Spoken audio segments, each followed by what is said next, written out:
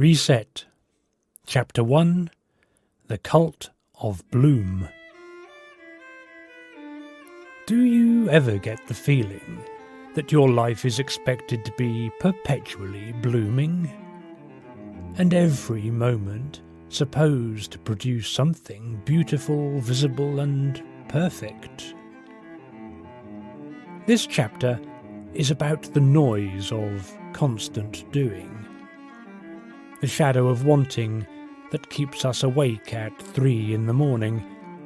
More importantly, it's about the quiet rebellion of occasionally doing nothing, what the Dutch call niksen, and how this pause reconnects us to RT, all that is.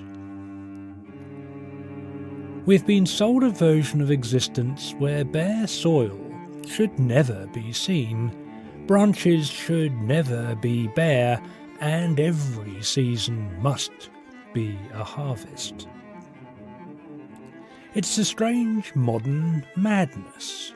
More metrics, more content, more visibility, more growth. But anyone who has ever held a handful of earth, or watched the slow, patient metabolism of an oak tree over years, knows that soil that never rests is soil where growth struggles or fails. To look at a tree in the height of summer is to see networks of production. It photosynthesizes, transpires, reaches, grows. It is doing the work.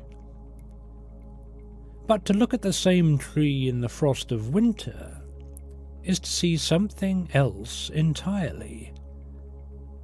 To the untrained eye, it is dormant, stagnant. It is, by the harshest terms of our modern economy, unproductive.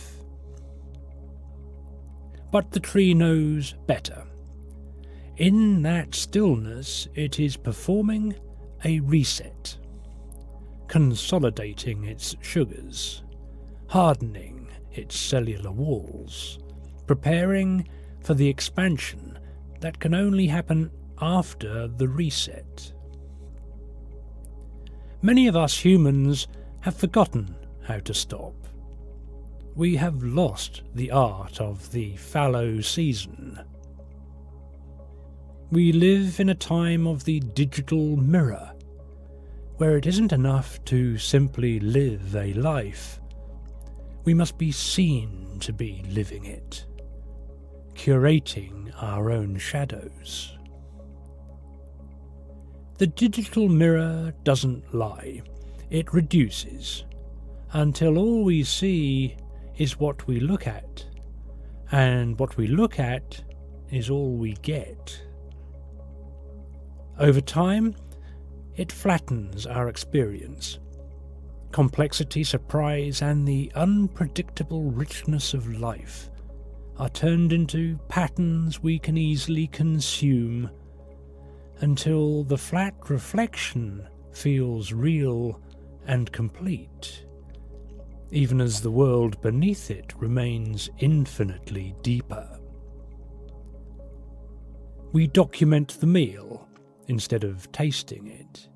We frame the sunset instead of feeling the air change on our skin, the light on our eyes. We record concerts on mobile phones rather than immerse ourselves in the performances.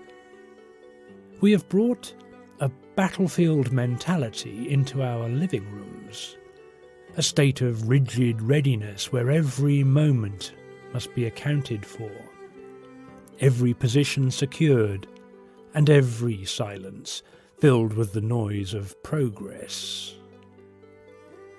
So, before you rush to the next task, before you fill the silence with yet another digital signal, pause. Draw a breath. Notice the soil beneath your feet and remember even the most impatient tree spends time resting before it blooms again. If this resonated with you, you can explore more of these thoughts and this work in sagesvault.com.